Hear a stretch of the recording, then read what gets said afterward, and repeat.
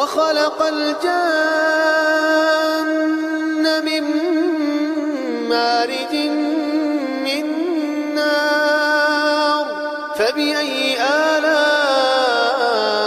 ربكما تكذبان رب المشرقين ورب المغربين فبأي آلاء ربكما تكذبان مرج البحرين يلتقيان بينهما برزخ لا يبغيان فبأي آلاء